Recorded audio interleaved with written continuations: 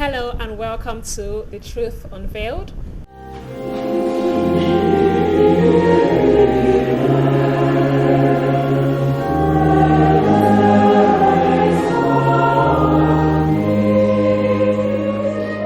This show is all about revealing the hidden truths of religion and most especially Christianity. In the last episode, we discussed the errors of Protestantism, and in this episode, we are going to discuss the Conclave, the Catholic Church in crisis or states of emergency. There's this movie that's caused an uncommon sensation among Catholics and other denominations called the Conclave. So, Father, can you tell us about the movie The Conclave? Yeah, thank you very much for having me today.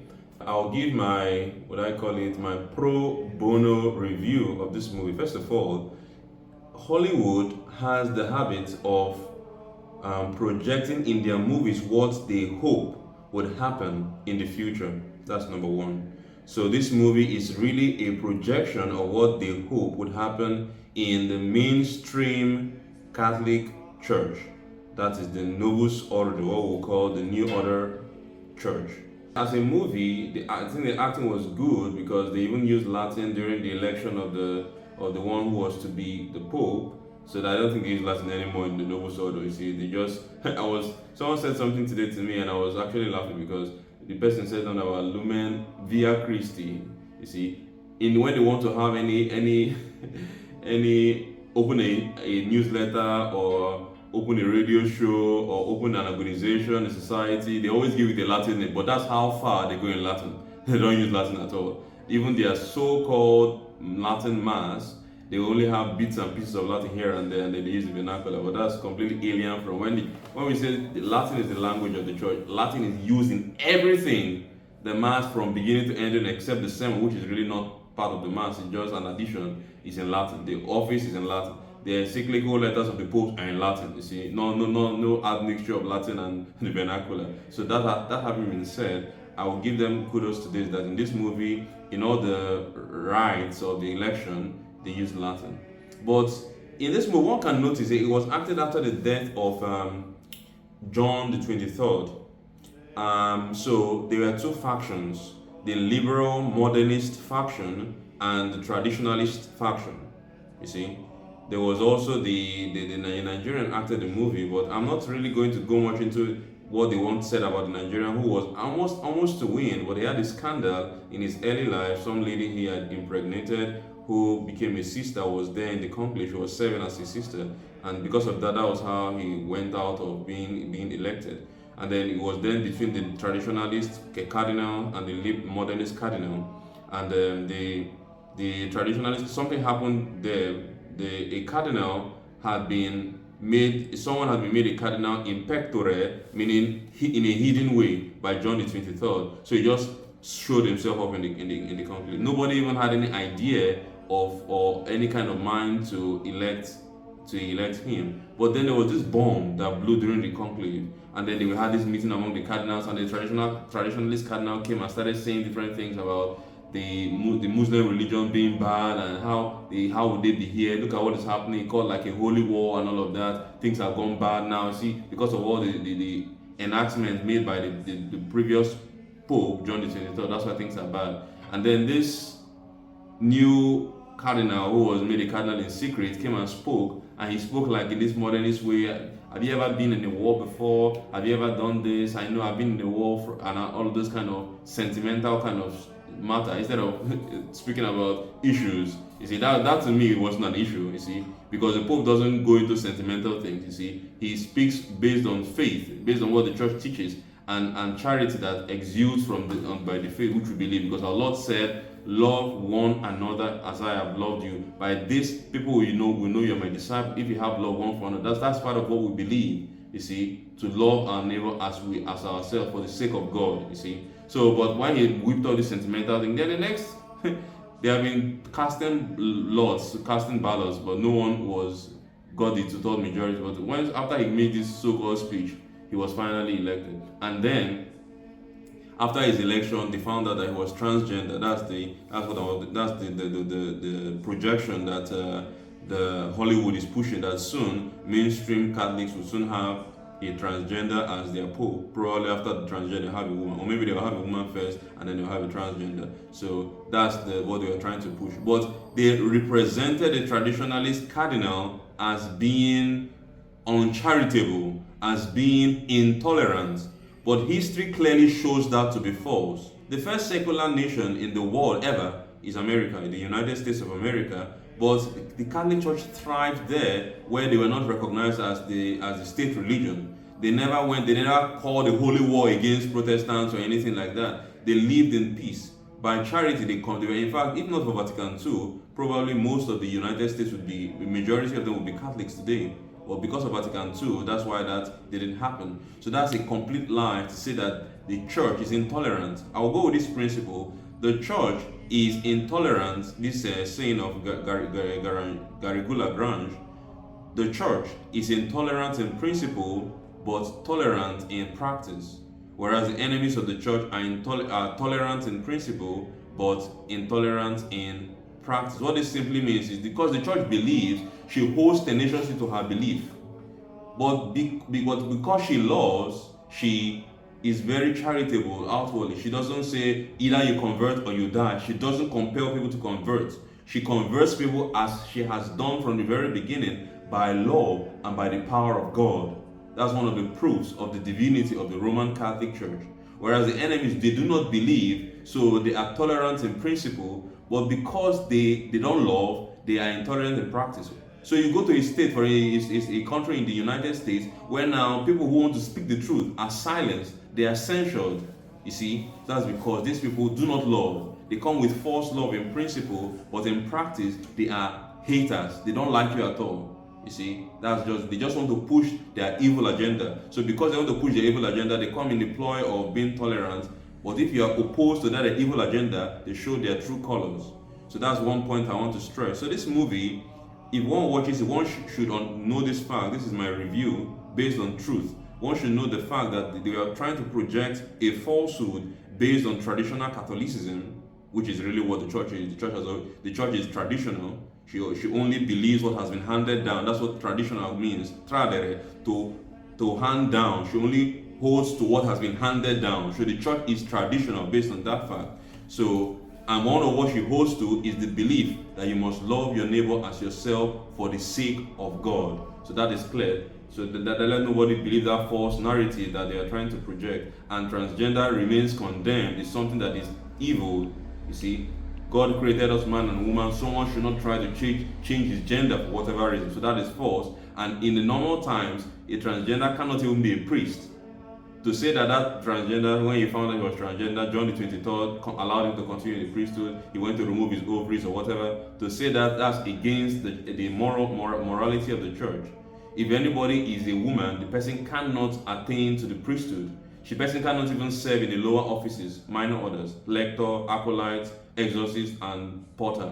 Not to talk of the major orders of diaconate, and priesthood. So that's one point I want to make. But however, the movie is good in this part that it clearly states that there was a dichotomy in the Conclave of the 1958, which is now where we come to our second point. But I'll let you go into that question before I come to that second point. Wow, Father, it's shocking how the media can, twist and turn facts of history. And it's up to us to actually go and do our research and make sure we get our facts right. But, I still have one more question. So is the Catholic Church, the church, is it in a state of crisis or state of emergency? Yes, based on what I have said, even what the movie was trying to show, that during the Conclave of 1958, there was a division. So that was really when the crisis began. What is the crisis in the church today? Or why do we say that the church is in a state of emergency? First of all, I would explain two things: the fact of the state of emergency and a declaration of the state of emergency. That point has to be made. Recently, in Rivers State, where I am now, today's date is, just in case you see this video later on, today's date is the 19th of March 2025, Feast of St. Joseph, patron of the Catholic Church. So recently, yesterday, 18th of March, the president of Nigeria, of the Federal Republic of Nigeria, President Tinubu, declared Rivers State to be in a state of emergency. Now, there's a difference between a fact and a declaration. Since he made that statement, people have come out to call it that he, when he declared the state of emergency, he also suspended the governor, the deputy, and the House of Assembly members. Now, people have come out to criticize the declaration, saying that the Nigerian Bar Association said that he does not have the constitutional right to suspend a democratically elected governor, his deputy, and the House of Assembly. He does not have the right to do so. There are channels by which they can be removed, but the president cannot unilaterally remove them from office or suspend them, as the word was used, suspend them. Now, that having been said, that's the legal aspect of it. Now, the fact of the matter, which necessarily would lead to the declaration, is what I can say. I am a resident in Rivers State. I reside in the capital, Port Harcourt, and I know what happens everywhere in the state because I am here.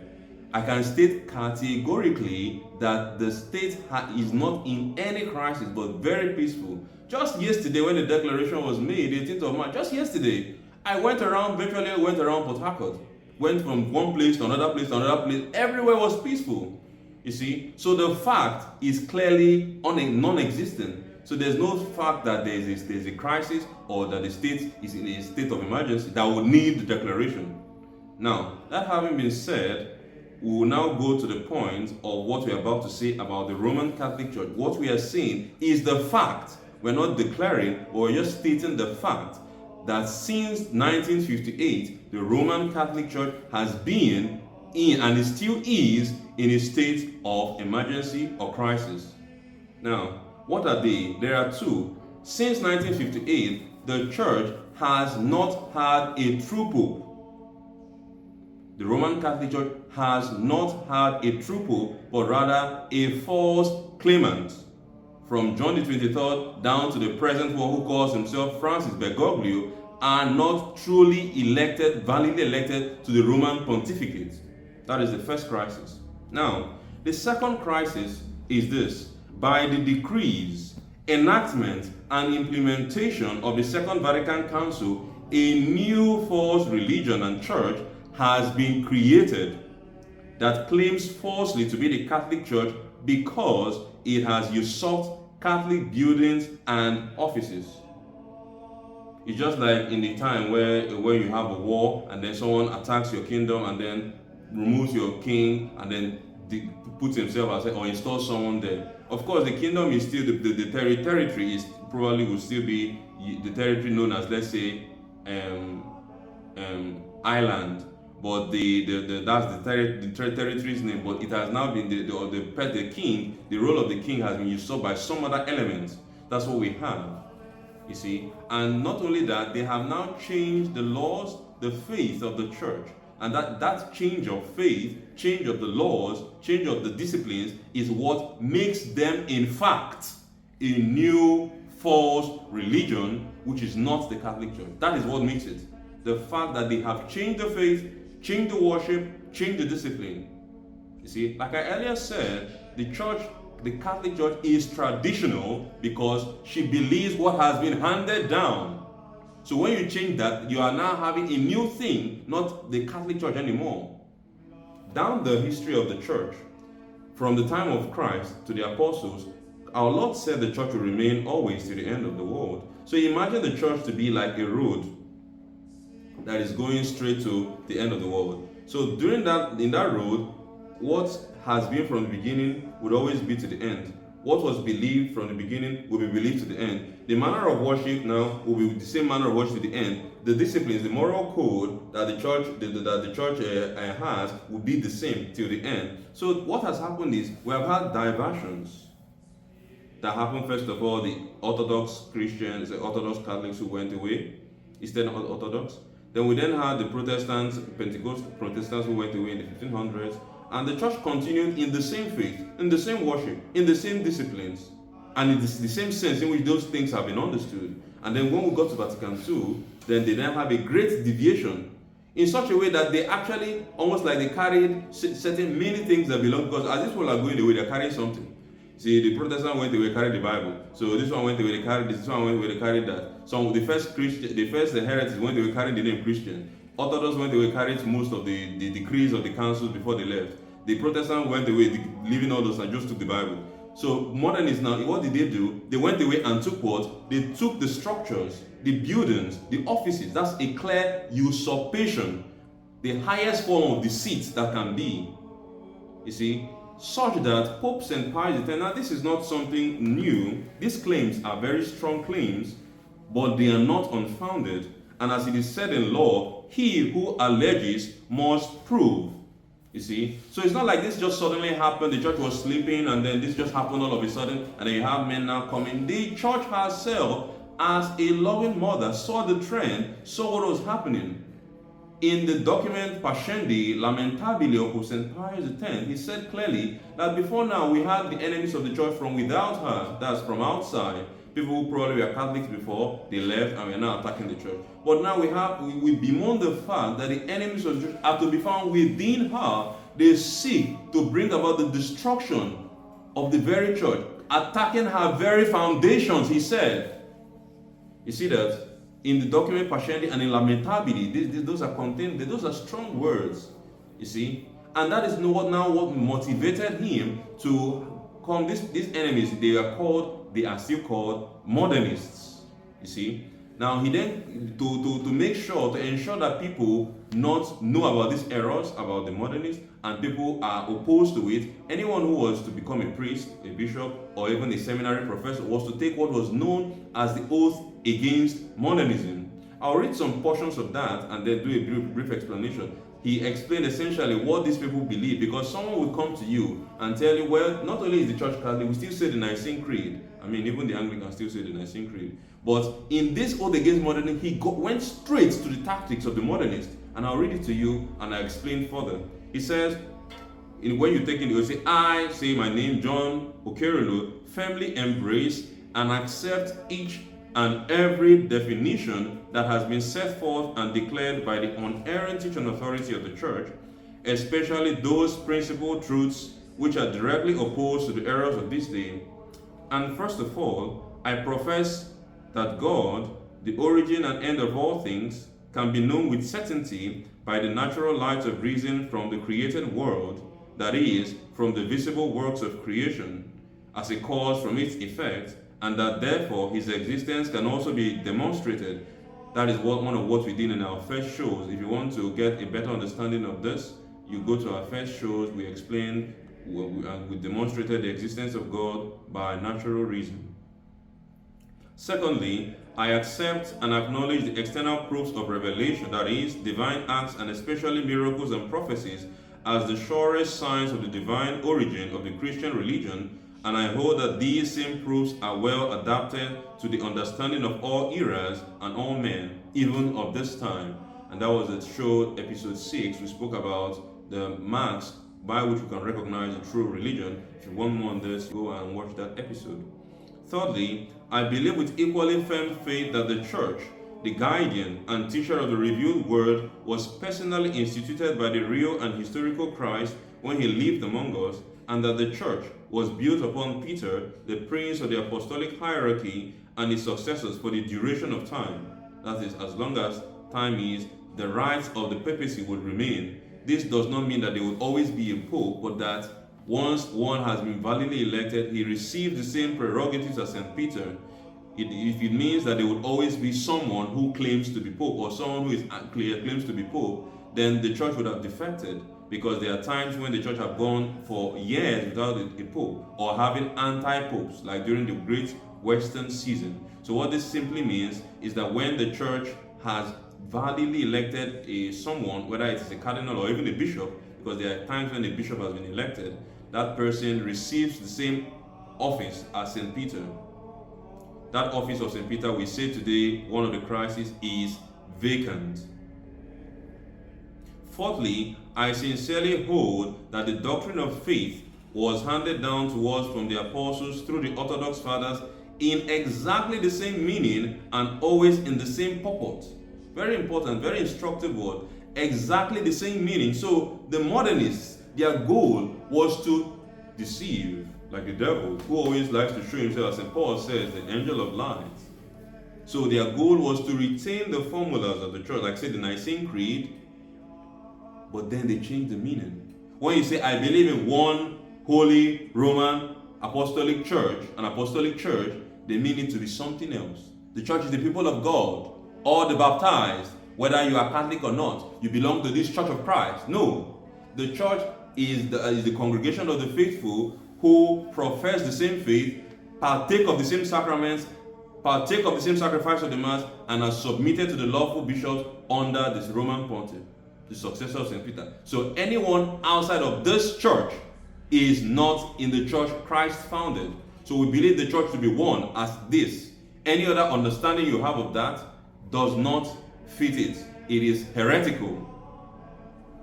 Therefore, I entirely reject the heretical misrepresentation that dogmas evolve and change from one meaning to another, different from the one which the church held previously. This is clearly the modernist style.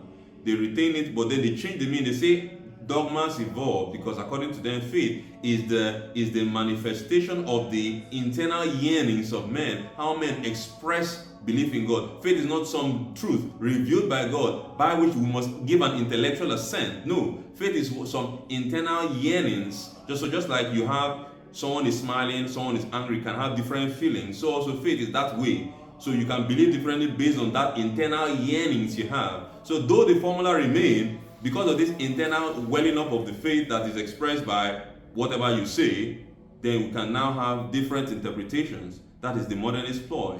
So the sense is kicked out of the window. So the sense it had before was the internal yearnings of the Christians of early times. So the sense we have now will be the yearnings of the Christians of this present time. That is the modernist heresy. And that is what the men from 1958 have held to, and which they implemented, enacted, and promulgated at the Second Vatican Council. So these are essentially the principle of modernism.